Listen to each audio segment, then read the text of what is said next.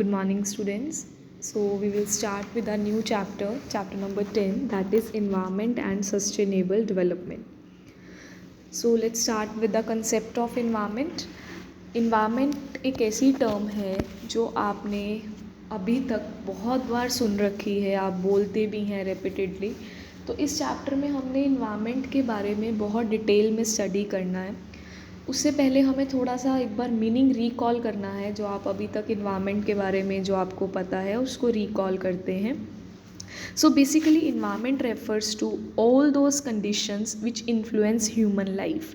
It means environment हमारा, अगर हम नॉर्मल लैंग्वेज में बात करें तो हमारे आसपास की चीज़ें जो हमारी लाइफ को अफेक्ट करती हैं, that is known as environment.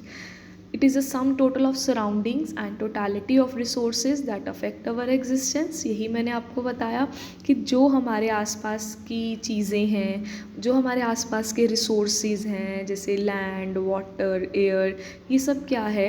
Environment है. ये हमारी एग्जिस्टेंस, हमारी क्वालिटी ऑफ लाइफ को अफेक्ट करते हैं. सो आपको मीनिंग जो है वो इसका क्या रखना है अपने माइंड में. आप इसको यही लिख सकते हैं, environment is defined as all those conditions end of our life. या आपको इन्वायरमेंट प्रोटेक्शन एक्ट के अकॉर्डिंग एक मीनिंग भी गिवन है. Environment includes water, air and land.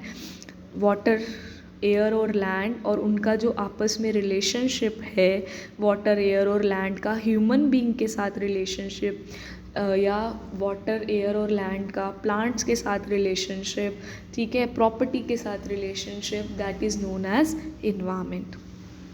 Now ये हमारा 1 मार्क के लिए मीनिंग है. थोड़ा सा और इसके बारे में स्टडी करते हैं. हमारे इन्वायरमेंट में 2 चीज़ें आती हैं, एक एबॉयटिक और बॉयटिक. ये आपने अपनी जूनियर क्लासेस में पढ़ रखा है. एबॉयटिक एंड बॉयटिक एलिमेंट्स होते हैं. एबॉयटिक को हम फिज़िकल एलिमेंट्स बोलते हैं और बायोटिक को हम लिविंग एलिमेंट्स बोलते हैं. एबॉयटिक फिज़िकल मतलब नॉन लिविंग थिंग्स जैसे water, land, soil, climate, mountains, minerals and all other resources जो कि हमें एज अ फ्री गिफ्ट मिला है नेचर से. और लिविंग एलिमेंट्स जैसे कि ह्यूमन बीइंग्स हैं, बर्ड्स हैं, एनिमल्स हैं, प्लांट्स हैं, फिशरीज़ हैं, ये सारी हमारी कौन सी होती हैं? लिविंग एलिमेंट्स जो कि हमारी जो लाइफ को अफेक्ट करते हैं, that is known as living elements. So next हमारे पास आता है सिग्निफिकेंस ऑफ इन्वायरमेंट. नेक्स्ट हमारे पास आता है significance of environment. Significance means हमारी जो इन्वायरमेंट है, जो हमारी ह्यूमन लाइफ को अफेक्ट कर रहा है, उसकी क्या इम्पोर्टेंस है. अब उसकी इम्पोर्टेंस वैसे तो आपको आपके माइंड में पता है कि इन्वायरमेंट हमें क्या प्रोवाइड करता है, क्या बेनिफिट मिलते हैं. तो first point is environment offer resources for production. इसका मतलब क्या है कि इन्वायरमेंट में हमें एक ऐसे रिसोर्सेज मिलते हैं, एक ऐसे चीज़ें मिलती हैं जो कि हमारे प्रोडक्शन यानी कि सामान को बनाने में काम आते हैं. अब सामान को बनाने में कुछ भी प्रोडक्शन अगर आपने करनी है, उसके लिए आपको फॉर एग्ज़ाम्पल वाटर चाहिए, सॉइल चाहिए, मिनरल्स चाहिए, ठीक है, जो कि हमें कौन प्रोवाइड करता है? इन्वायरमेंट. सो इन्वायरमेंट जो है वो हमारे लिए रिसोर्सेज, जिसको हम हिंदी में साधन बोलते हैं, वो प्रोवाइड करता है, क्योंकि बिना इसके हम प्रोडक्शन नहीं कर सकते. एंड ये भी आपने अपने जूनियर क्लासेस में पढ़ा है. 2 types of resources are there, renewable and non renewable. Renewable resources are those which can be replenished and are not likely to be exhausted, like wood और सी एनिमल्स जो कि ख़त्म नहीं होने वाले. नॉन रीन्यूएबल जो कि उसको टाइम के साथ जो ख़त्म हो जाते हैं, ठीक है, जिनका शॉर्ट टाइम पीरियड होता है, अगर हम उसको कॉन्टीन्यूसली यूज़ करते रहते हैं, वो नॉन रीन्यूएबल है. क्लियर. सो ये आप इसमें आपको ये शॉर्ट क्वेश्चंस में 1 मार्क में आ सकता है, renewable and non renewable resources. Second importance is environment sustains life. अब इन्वायरमेंट अगर ठीक नहीं है तो हमारी क्वालिटी ऑफ लाइफ भी ठीक नहीं होगी. ये 4th पॉइंट भी आपको गिवन है, ये दोनों ही इंटरलिंक्ड है.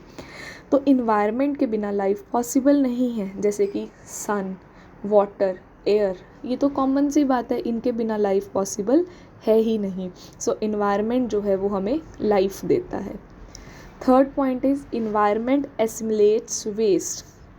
अब जो भी हम प्रोडक्शन यानी कि कोई भी हम सामान बनाते हैं या फैक्ट्रीज़ वगैरह का आपने देखा है, तो उनका जो भी वेस्ट होता है, आपने देखा होगा किसी फैक्ट्री का जो भी वेस्ट है, जैसे कि या तो वो एयर में जा रहा है, पॉल्यूट हो रहा है, या जो उनका रॉ मटेरियल को जो उन्होंने फिनिश प्रोडक्ट में कन्वर्ट किया, उससे जो वेस्ट बचा हुआ है एज अ गार्बेज जिसको हम कह सकते हैं, वो कहाँ जाता है?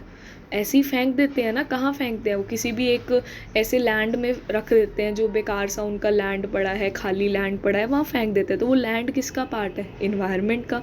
तो इन्वायरमेंट जो है वो हमारे जो वेस्ट को कंज्यूम करता है। Next point is environment enhances quality of life. इसका मतलब क्या है कि अगर इन्वायरमेंट अच्छा है तो ही हमारी लाइफ अच्छी है। अब आप खुद देखो, जैसे कि अब हम अगर रीसेंट एग्जांपल की बात करें तो न्यू दिल्ली में कितना ज़्यादा पोल्यूशन हुआ है, जिसकी वजह से उनको स्कूल्स और सब कुछ बंद करने पड़े। तो क्योंकि उससे जो है वो उनको इम्पैक्ट पड़ता है पब्लिक पीपल की हेल्थ पे, एनिमल्स की हेल्थ पे। तो इन्वायरमेंट अगर अच्छा होगा तो ही हमारी क्वालिटी ऑफ लाइफ अच्छी हो पाएगी। हम लोग भी वहाँ जाना पसंद करते हैं, वहाँ घूमना पसंद करते हैं जहाँ का इन्वायरमेंट अच्छा है, जहाँ पे कोई पॉल्यूशन नहीं है, ठीक है, कोई इतना शोर नहीं है, हम वहाँ जाना पसंद करते हैं हॉलीडेज़ के टाइम पर, ठीक है। तो इन्वायरमेंट जो है वो हमारी क्वालिटी ऑफ लाइफ को इम्प्रूव करता है। So this was all about significance of environment. आज के लिए हम यहीं तक करेंगे, ताकि अभी आप एक बार अपना इसको रीड कर लेना, नोटबुक पे नोट्स बना लेना जितना भी आपको बताया है, सो दैट हम जो कल टॉपिक करेंगे इन्वायरमेंटल क्राइसिस वगैरह, तो आपको ये ईज़िली क्लियर हो सकेगा। Thank you.